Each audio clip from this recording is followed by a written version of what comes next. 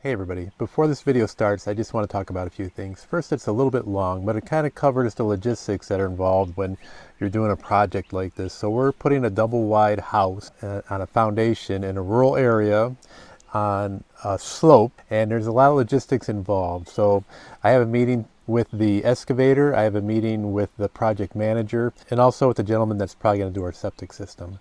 So there's a lot of logistics involved here. And I'm not talking about paint colors and picking out countertops and all that stuff. There's a home and garden channel just for that stuff. I probably took about 3 or 4 hours of conversation between all those folks that went and visited me.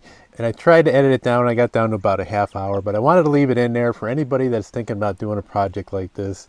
Just some of the things to think about and what's involved and some of the decisions you might have to make if you're doing something similar. So let's just go ahead and start the video. Welcome back to Tale 3 Cabins. I'm back down here in Southern Ohio. We got another couple steps of progress going on today. I thought I would take advantage of getting the grass cut while I got some other things going on. I have the excavator coming down here. We're going to go over things. We're going to stake things out back here. I have the guy from Washington Electric coming down here, and we're going to talk about upgrading the service from 100 amp to 200 amp. Should I go underground or should I put a mast on the house? I'd like to go underground. I can't see why it would be much more expensive, but it seems like they're leaning towards having a mast on the house. I'm thinking, why can't we just go underground from that pole, and the excavator's going to be here. They're going to be digging the foundation out. Let's lay the wire down in there and just have it be done. Not have to worry about trees falling on the wire and pulling the mast off the house, stuff like that. So we'll see how that plays out. Also, I have another guy coming out to check out putting in the septic system, so we're going to go over that a little bit. I have him coming out just looking at the schematic that I got from the county and just to get a price from him. I'm getting a price from about 3 different folks, trying to keep them relatively close in the area here, and then things are not working out that good, then I'll start branching out a little bit farther and searching for other folks. But so far, this gentleman I talked to seems very nice. He also does water supply and he works with springs. I'm going to have him take a look at the spring that I found the last time we were down here just before we left from demolishing the cabin, and see what he thinks of that as an option. Or maybe he's got some tricks up his sleeve to find maybe something a little bit better that flows a little bit better. So that's the way it's going right now. It looks very nice over here. Unfortunately, I think a lot of these trees that have the flowers on them are gonna have to come down. There's a nice redbud tree over here to my right, and there's a dogwood tree over here towards the back. These 2 or 3 trees right here, those are black walnut trees, and those are gonna have to come down also, I believe. We'll find out more when we talk with the excavator. So right now, that's it in a nutshell. I got some things set up here. I brought a power station down here because I don't have power anymore. I got a cooler that will keep things refrigerated without ice. It's also got a freezer side. So I got that. I got Starlink going. All the comforts of home without a home right now, except a bathroom. We still have the emergency outhouse set up over here. No running water. I brought some water down. So I'll just stick around. We'll see how things go today, and let's just get started.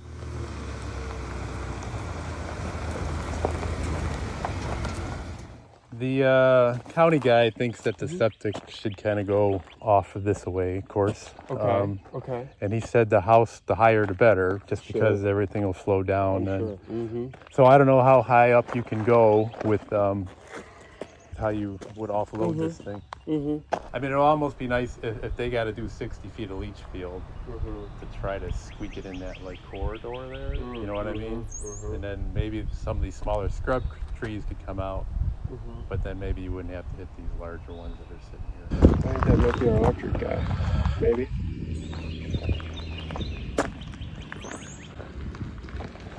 Yep. Is it actually more expensive to go from here and run it to a mast than it would be just to go underground like 20 feet or 30 feet? Well, so we got a couple different things here that are going to take place. If we're going to go up that far, and if he's putting in a pump, it's not gonna matter as far as elevation. Like for us to get that to naturally flow out up there, we're gonna need to be up there and then up out of the ground. That's gonna be difficult to do. That would almost need to put us like up into those trees with the house. Gotcha. Good morning. At least I think it's still morning, right? Yep. Pretty close. How are you? All right, how you doing? Good. Dan. This is Jordan. He's kind of like overseeing the foundation for this. So this was a 100 amp service, came to this cabin that used to be here. cut over there, but there's a shut off that we just shut off inside the box. Yeah, you when we guys tore it down. confused her with that. She kept telling me there shouldn't be one there. I said, well, there's one there. Right now, we're debating just how far up this new place is going to go, or trying to figure out the best place for it. So. The new home's a 200 amp service too. And I have quoted for Tom doing a new meter pedestal, or it's going on a permanent foundation, so we could build a mast up through if it was okay with you. I know we're dealing with a couple different things here, so yeah. I was kind of flexible in that. I know that would need upgraded, at least going up through there. Right. With a new home. No issue for me on that part. I was more interested to see what you guys can do with, I know you got trees and stuff in the way, and what you had to upgrade from 100 to 200. That looks like number 2 already. Oh, okay, okay.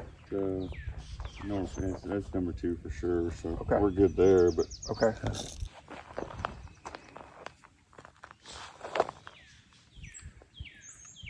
Just needs the sag pulled up a little bit. Yeah, a tree loosened that up, and it was almost like 3 or 4 feet from the ground. They came and snugged it up, but they never really brought it back up to the height it was before. You know, we could disconnect that. We could update it. We could hook it back up. We can just go from here, just like it was, over to the new place. You know, whatever. Yeah. Yeah, that's what I'm saying. You could just do the same thing. Go overhead. You know, upgrade this to 200 amp, and just go underground over to the. I was looking at my cost here that I had for you, and I would be able to do that. That wouldn't be an issue, built in with what we have. Mm-hmm. The main thing is to let him know. It depends on where this house is going to go, because I'm going to need to be able to get up through here, and that's sitting almost directly in the way. So we could have him disconnect. I can have my guys just, knock it over, set it off to the side, and then we'll set a new pole. Probably go with all new. If you're doing a new home, we'll get you a new meter-based disconnect combo, new conduit in the ground, and probably go that route, as long as we're close enough to the home that, because we gobble up some expense with, going underground, because they'll supply the line directly too, but then after that, that's on us, and we'll need to put, the wire in from the disconnect up into the home. So as long as we're close to the home, we shouldn't have a problem with the budget. Even these stakes here, that was going to be the proposed back spot. And if this house, it's going to end probably right in this corner, and this is where the panel is too. It's definitely okay. It's definitely okay. Yeah. Because we're going to need to I got numbers in here to kind of do something with the drive, because we need concrete truck, gravel truck, waterproofing truck, and then the home eventually will need to come up here and sit before we pick it up and slide it over. Right. And where that pool is, so what we may end up doing is, after the driveway is put in, maybe slide, if he's okay with it. We got a lot of trees, and that's where I don't want to cause him any issues. Maybe slide it over there a little bit more out of the driveway. Would you be all right with that? Over in here? Yeah, somewhere in there. Trying to keep it still in that same line. I know you got a lot of branches and stuff. Yeah, it's only 126 feet there. That'd be all right. You're okay with it? Yeah, that's a 25. I would suggest putting a 30. A 30? Okay. Just to have clearance, you know what I mean? Okay, yeah. Let me grab my pen here real quick. If we're coming up somewhere in this range, I'm going to use right through where that brush is anyways with some of the drive. Put some stone down and be able to let everybody get up here to the house. So we'll clean that up for sure. Yeah, and then you could just do it's only 24 feet right there. Yeah, and that's fine. That's perfect. That's no problem. I can accrue that extra expense, and we'll be all right.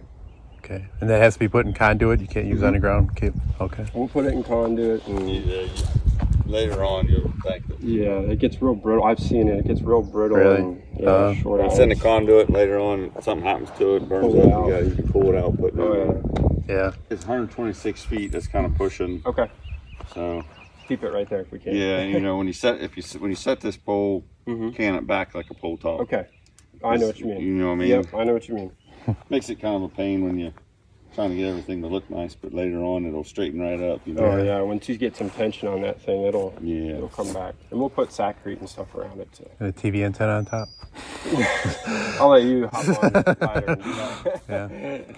Yeah. I mean, I think the next thing for us here with is deciding, you know, exactly. We need to try and take everything into consideration. Yeah, I do have a septic diagram if you want to look at it. Oh, perfect. That would be great. And I'll grab some stakes and, oh, you have something. That's right. Okay. Yeah, I don't know if that's going to help you at all.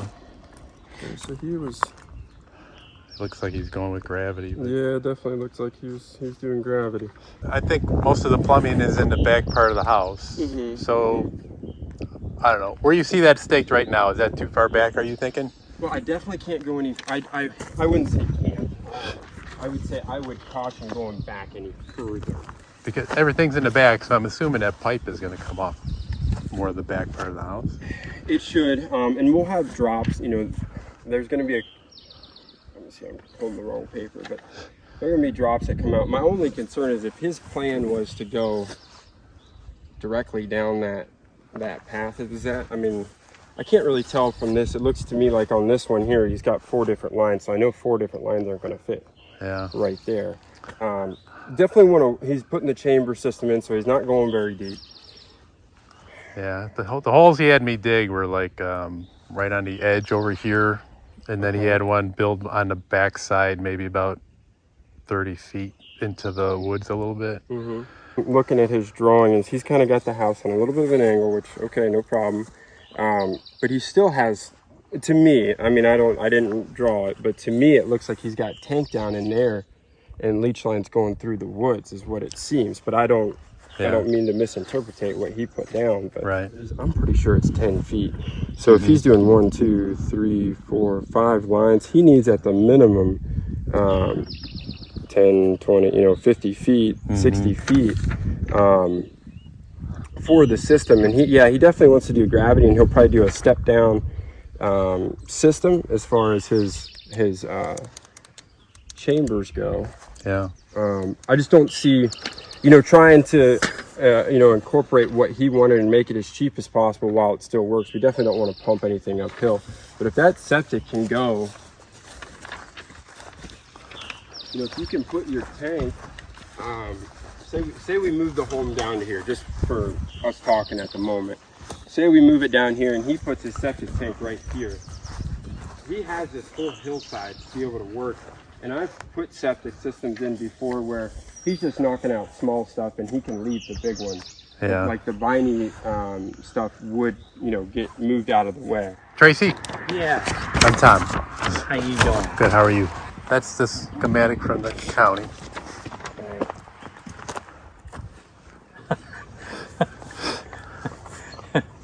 What's that? Too much brush?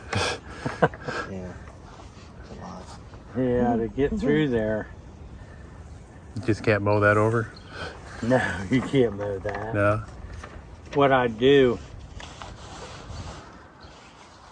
Usually what I do, I just go around the trees and stuff. But Yeah. these little ones will have to come out, some of them, to get it in here. See, one row, if we come up, see, that's the tank will have to go clear up here. Mm-hmm. Unless we could put the tank down there. Let me look down here. See, almost, if you're going to put a tank in, you almost need to put it in before you set the house in. Oh, I was told that you guys are last because you didn't want them going over their stuff, your stuff. Oh, I don't know. You won't be going over none of my stuff. Yeah, when they do. I'm going to be from here out. Yeah.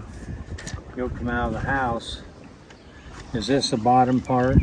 Yes. Yep. So far. Well, if this is the bottom part, we'll be okay. I'll just have to flatten that out and put some here to get that truck in here. Uh-huh. But I could put a plastic tank in here instead of a concrete tank. Okay. We can do that. Is there any pros or cons? Well, no. It's just that Noble County don't like to put in plastic tanks. No. But they will. They'll let me. Oh, I'd say we're going to put a plastic tank in. Oh, yeah. See, I can carry it here. Yeah. See, I can just back it up with my trailer and lift it off the trailer and put it over. Right. But a concrete tank, you gotta build a road in. And they just raised the price of the concrete tanks. They was $12.85. Now they're almost $1,900. Really? They just raised them here. What's the plastic or a? $2,200. Yeah. Do they ever allow nyatic systems? Like, no? Why not? I don't know. They Just got seems a to be su- the least evasive and most economical. And I don't know, you maintain it a little bit more in the long run, but just, There's the problem when you said maintaining. Anything to do with the system, people is not going to do anything. yeah. They Yeah, just see, I have won't. a nyatic at home, and I've had to replace the motor maybe 3 times in the last 20 years, but that's Yeah, about well, it. The people fan around here blades, will not replace the motor. Yeah. They just won't do it. Anything to do with the system, they won't fool with it. Yeah. They'll try to get by because they think we live out in the sticks and nobody Yeah. pays any attention to it. Right.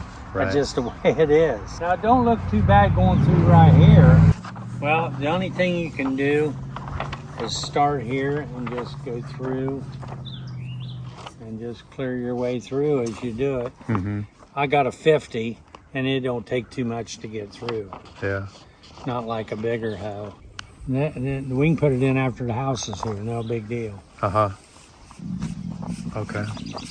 And then when I mentioned a spring, I don't know if you remember that Where's process. it at? That I wouldn't know what to tell you until we dug down and see what it does. Right. Well, I guess I'm wondering can a tank be put in first? And let's say I have to put 1,000 gallons of water in it just to tide us over for a while before we hook something into it. I mean, the bad thing is there could be something much better somewhere else around here. Yeah, It's and just, then you could still divert that down there to the tank if it's farther down. yeah. I don't know this area too well. I just know that you got sand rock. Yeah, Yeah. down here, a lot of sand rock. Which is good for a spring. Oh, sand rock or limestone, either one. Yeah. Should be clean. Uh-huh.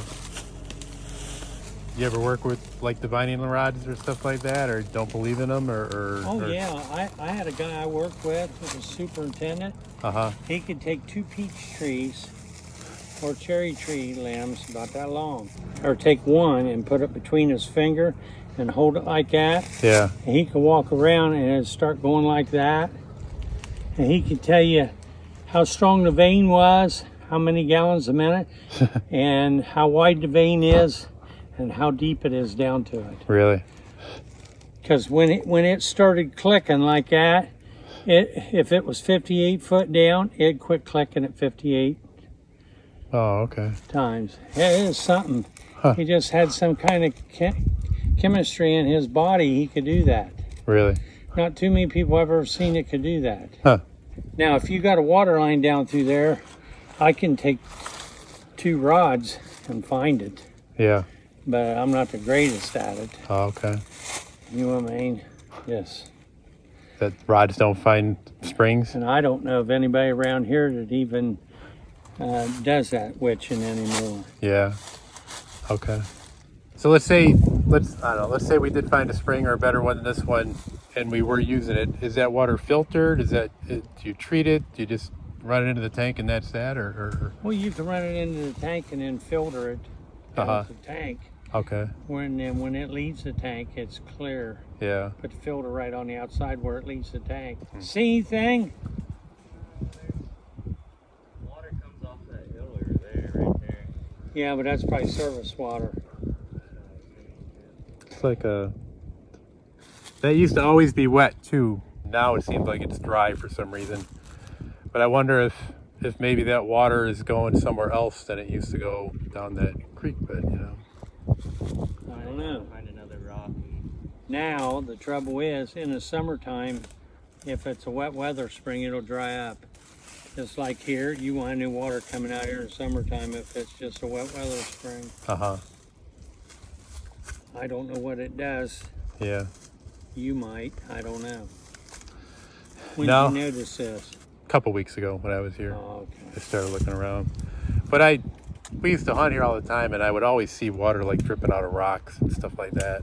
So, but then when I go to look for stuff, I can't find it. So Trouble with the well, if you drill a well, I don't want to drill a well. I mean, that's the no, but last. if you drill a well, it's going to cost you $12,000 to $14,000. Right.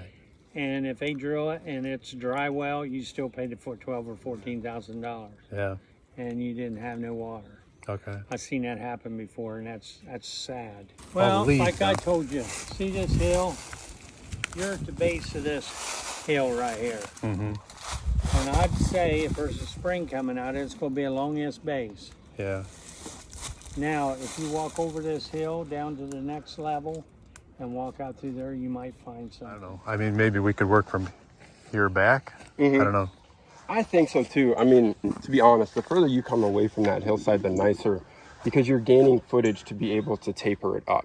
So whenever you have a short distance and a steep, you know, a larger increase in height, the uglier that bank's going to be. So the more footage you can give it this way, the nicer that yard in the back's going to be. And I'm not saying it's going to be pretty, but that's, you know, the idea behind it. Oh, that was another question. When this is all said and done, then what do we have to do? So you've mentioned we have to get stone. So I have some built in your quote Okay, for the okay. driveway work. So the only, I mean, really, I think we're still okay with what I have envisioned here. You know, putting some stone there and some stone up here. It's probably going to be like 2 loads. What we do is just a construction driveway. It's to allow Right. access for all of my guys to be able to do you a good job. And then at the end, we'll dress it up, but we're not offering like a final finished driveway. So if you want, David would be our guy to do it. It would be bringing in more stone and top coating it with like the smaller stuff that you have down there. But all the grade work will be done. Oh yeah, basically. yep. We'll do a Okay. final grade where everything slopes away, water drains. You know, we're not holding huge pockets of water. Okay. You might get a little settling here and there. You know, as time Grass goes seed, on. Kentucky bluegrass, something nice. We don't seed No. seed yards, yeah, unfortunately. All right. Delivered. Do not think. I think it's still at the back. So that right there, Tom, would be like the front of your house. Are you okay with the angle? You know, this tape measure here, inevitably would be the very front of your house. Yeah, I don't think there's much to quibble about, you know. Okay. All right. I like to give everyone the chance to say, hey.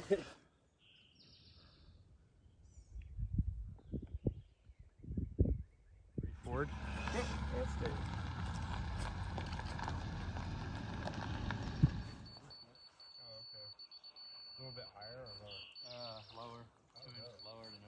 Shelf in into there, and then you even got what you're gonna have to taper off that hillside. Right, we'll be taking at least 3-4 feet right out of Right. the soil, probably. Right. So. And then you can fill in and throughout here. What do you think is if we do that? You know, we're thinking now for the home. But Tom also thought, well, and so did I, to be able to, you're gonna have a driveway come up through here. This dirt's gonna kind of be here already. Right. It'd be nice to do, you know, some stone over it after the home is set or something. Correct. Maybe when we do final grade, just do a strip of pours. Front Yeah. there, yeah. I know we're going to be up here. Yeah, You know, we're going to be it'll up here. But we, you know, if we're talking about cars, it doesn't need to be Right. 16 feet. You could take off. Take this off and slope How ugly of a bank, I guess, was my question. Is it. It'll be it's going to be steep. Yeah. Mhm. That's what I thought. It'll be kind of, yeah. That'll be double what it is now. Mm-hmm. It'll be up there. Did you hear that, Tom? Are you okay with that? Do I need an elevator? Yeah.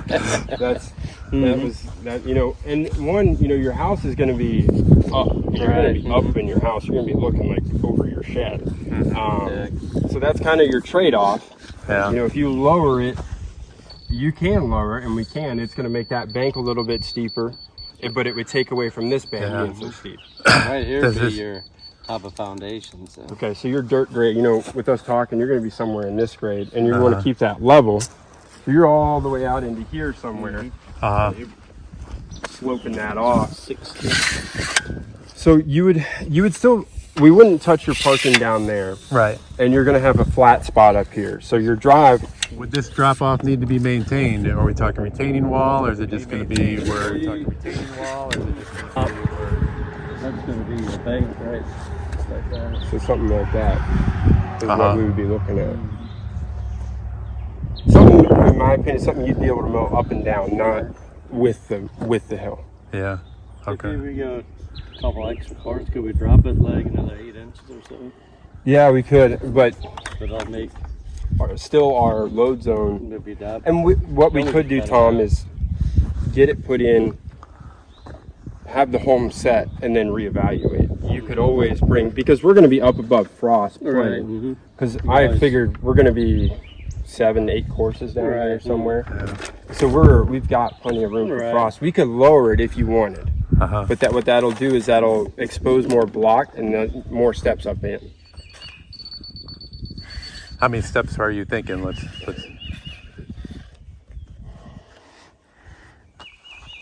I mean, we had 4 or 5 coming into the cabin that we used to have here. See, that would be top of your foundation right here. So if we drop a foot here, Oh wow. we're gonna make that. So Yeah, we so could get we're gonna have to. another 16 inches or so. Maybe. Yeah, we'll need to get the home in here at that elevation and probably reevaluate or lower the home right now. What do you got there? That'd be another 16 inches plus your foot. So. We staked out the house back here, so this would be right where I'm standing now, would be where the house is going to start. Back corner, this is a bedroom back here, master bedroom, another bedroom there, another bedroom here, master bath, a second bath, then a living room area over here, walk in over here for a mudroom, kitchen area over here. So the house is going to sit, basically it's going to come up the hill a little bit, and it's going to sit a little bit higher than the previous one was, the previous cabin.